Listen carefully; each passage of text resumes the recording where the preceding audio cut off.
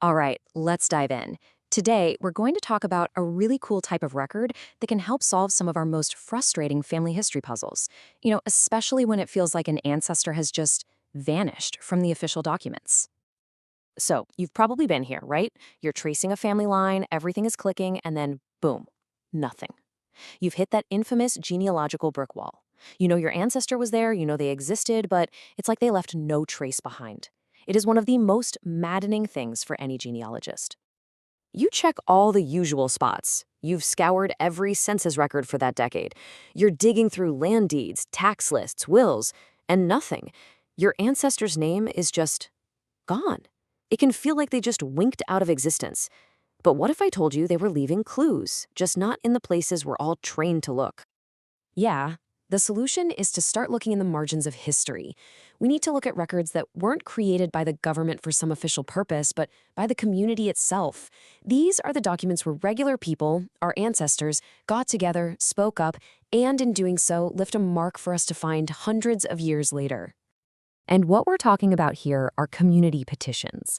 Now, these aren't your typical census forms or tax records. Nope, these were grassroots documents. Just picture a group of neighbors getting together and saying, you know what, we really need a road through this valley, or we need our own county so we don't have to ride for 2 days just to get to the courthouse.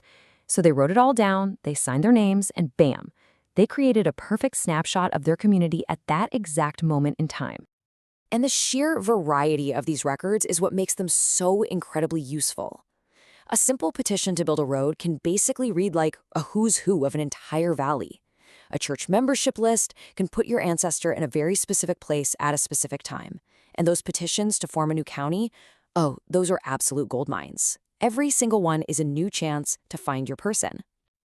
To really see how powerful these can be, let's look at a real-world example from eastern Kentucky.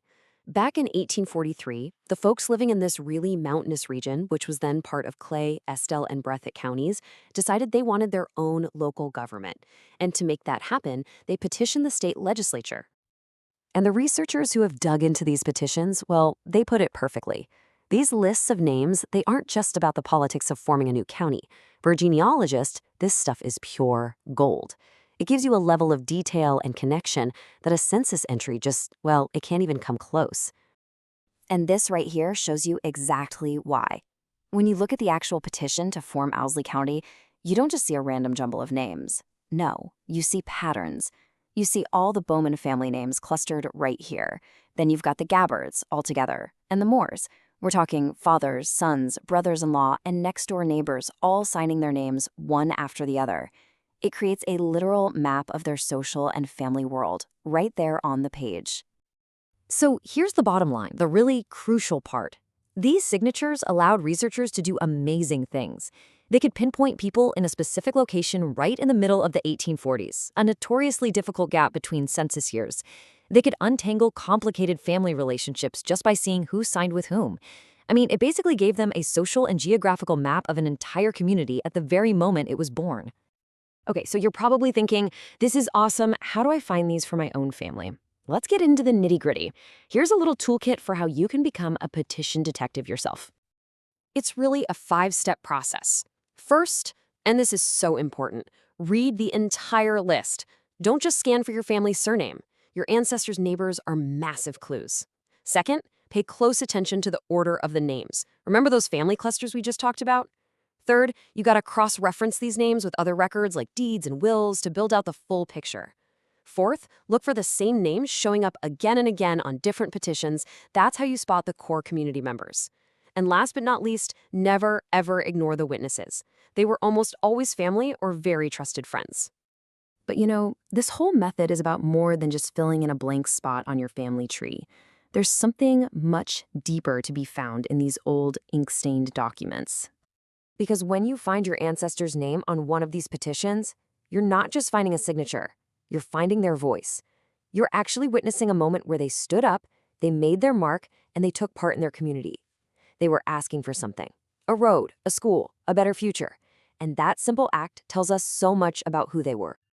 And really, that's the true power of these records. They just completely shatter that illusion that our ancestors were these isolated figures on a census page. They remind us that they lived in these vibrant, interconnected communities. They had neighbors, they had allies, they had in-laws, they worked together. And that collective action is what left these beautiful, lasting echoes in the ink for us to find. So the next time you hit that brick wall, try looking in the margins. What kind of untold story about your ancestors' community, their neighbors, and their voice is just waiting to be discovered on some forgotten petition? I bet the answer is closer than you think.